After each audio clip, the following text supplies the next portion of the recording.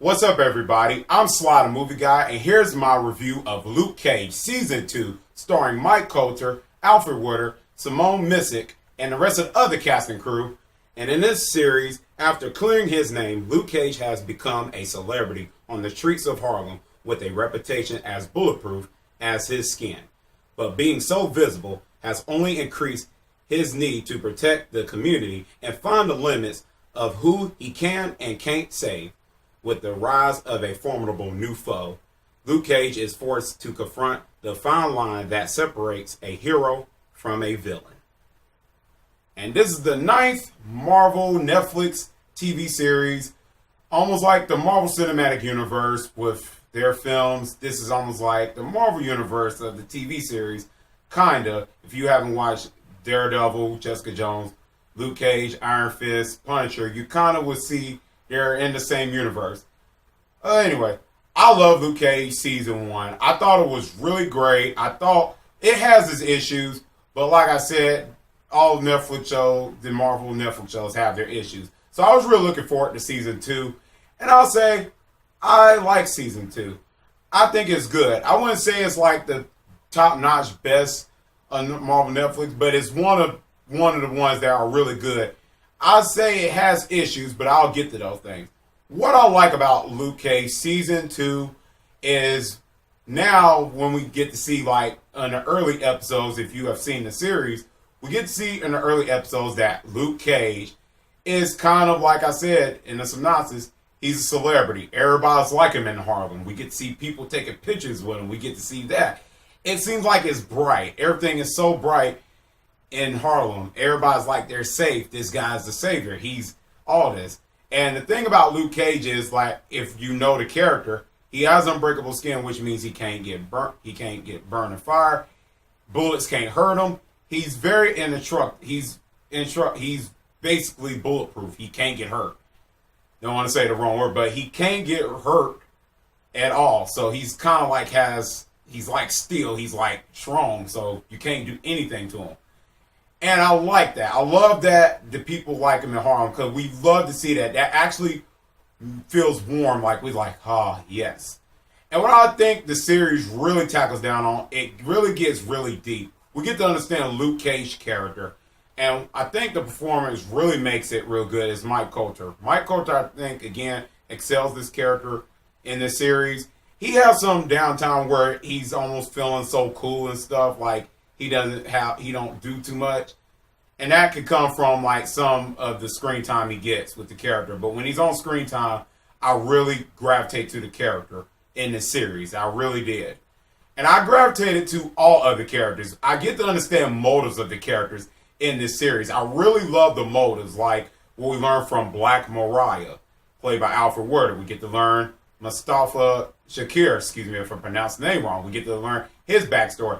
And Simone Missick as Misty Knight backstory. We get to learn all these characters' backstory, and that's what made the season 1 good, because we get to understand characters from the first season, but here it gets fleshed out even more. And I like that about it. And the casting does really good. Let me start off with the casting and get to the motives of the characters. Alfre Woodard as Black Mariah, she excels once again. She's a phenomenal actress. I think she's really good here as Black Mariah.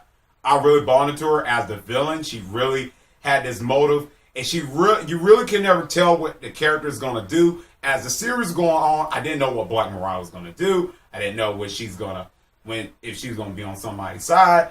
You kind of get that as the season going on, and you see twists and turns with her character. You're like, and you're in shock, belief, you can't believe it. She does sneaky little things, and I think Alfre Woodard excels that character very well the way she did it. That was like, sweet. I really enjoy that. And I'll say Simone Missick, if I said the last name wrong of it, I probably have. If I not, please just remind me in the comment section if I am. She does good as Misty Knight. Gosh, every time she's on screen, I had a smile on my face. She really excels this character very well. Her character I like because if you haven't seen Defenders, this will contain a little spoiler. During the Defenders, as the villains, the Hand, they chopped her arm off because she was trying to save one of Iron Fist's love interests. So now she's in therapy, basically, and now she's trying to figure out how she can work with one arm. And then later on this season, this won't be a spoiler, she gets a new arm that's like this, and it's a robotic. If you know the comic books, basically, she has an arm. So in the series, she has an arm. But in the beginning, we get to relate to this character because she has one arm, and she feel like she can't really do anything with this arm. She realized she can't do nothing with one arm until later on she ended up getting an arm. So I really felt for that character because can you imagine if you have one arm after a freak accident like that? You can really relate to this character, and I think she excels on that very well. And she communicates with each character on some of the characters that appear from the other Marvel Netflix series, and she relates to Claire, played by Rosario Dawson's character. We get to see that more, and Black Mariah too. Also, could we get a backstory on one of her relatives in the series that she talks to, like at her house or something? We get to see her and see her backstory too. We get to see all these characters' backstory through all that. And the backstories I really was invested in is Bushmaster, played by Mustafa Shakir. My goodness, great villain in the Netflix series. I really enjoyed the screen time of him. He did a phenomenal job as Bushmaster. I really bought into this character. He really plays that. He plays the Jamaican character. And some of the Jamaican games and him, I really relate to the character or what his motives were and what he wanted in Harlem. I understood it. As the first beginnings of this season, of the episodes, I kind of want to say I want to get more of the backstory. As the series was going on, I was like, okay, I got it. And you can really understand the character, what he is. And when they bring that out, you're like, wow. And the stuff that happens to him, and his powers, you can understand how he's getting his powers, how he's be able to beat Luke Cage, because one episode, he definitely gets Luke Cage. That's all I would have to say. I'm not going to say too much about this character, but he's just awesome all the way. 2 thumbs up. Mustafa Shakir. Reggie Cathey as Luke Cage's father really does good. Rest in peace. That's a good actor. Reggie Cathey, the father and son relationship, really excelled. I really liked that as the series was going on with that. A little bit on a couple of episodes. I really liked that.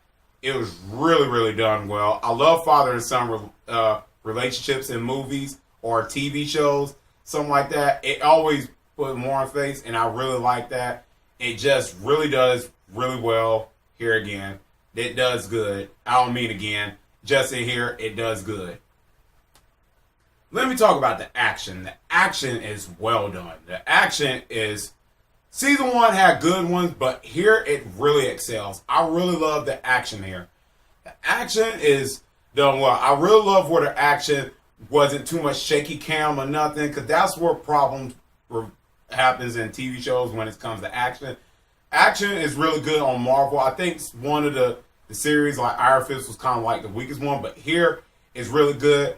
What I say is over Daredevil Season 1 or Daredevil Season 2, not quite. I think Daredevil still holds up the best action of the Netflix TV series. But Luke Cage here, oh, it is one of the treat that I really love. And I won't spoil it. It happens around one of episode 6. But after the later episode, like start from 7 through all the way down on some of the action scenes, it really excels. I really enjoyed it. I really enjoyed the action in here. It really felt real. And one of the defenders, not going to spoil it, because like I said, this does contain a lot of spoilers.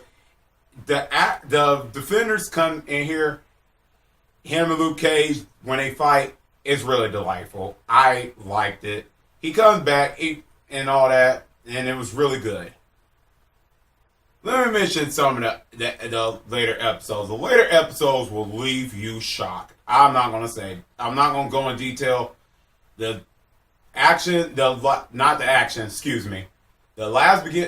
episode, episode 13 was kind of, that left me so shocked. I couldn't believe it. I was like, it happened like around at the 50-minute mark of it. I was like,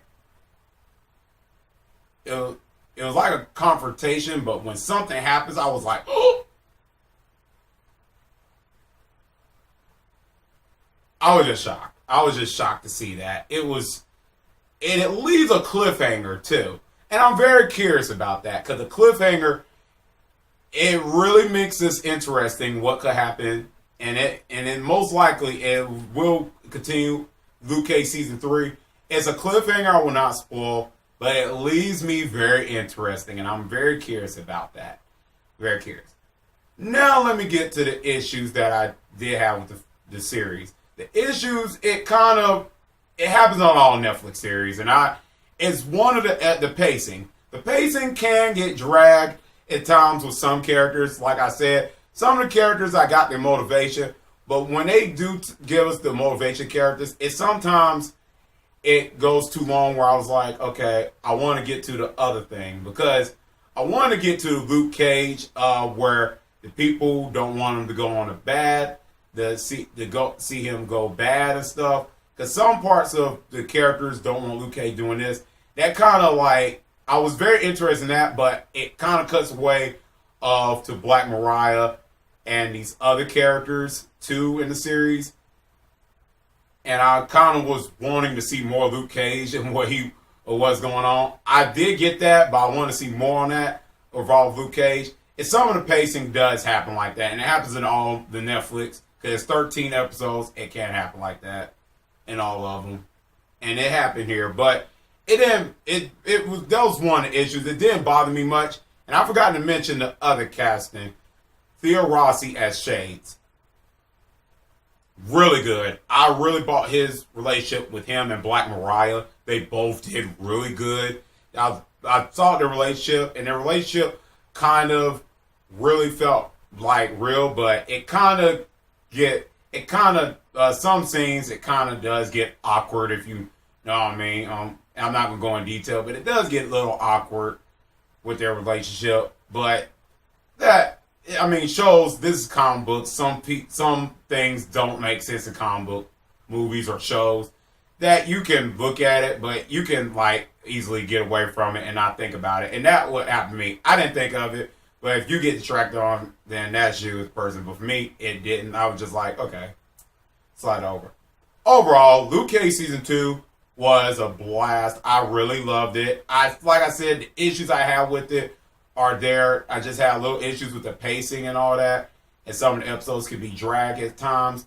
But I see where they're going with it. I think the acting really helped it and showed this character develop, the motives and all that. I think Luke Cage season 2 is great. If you haven't seen it on Netflix, I think you should check it out. But if you have checked it out, you know how I feel about it.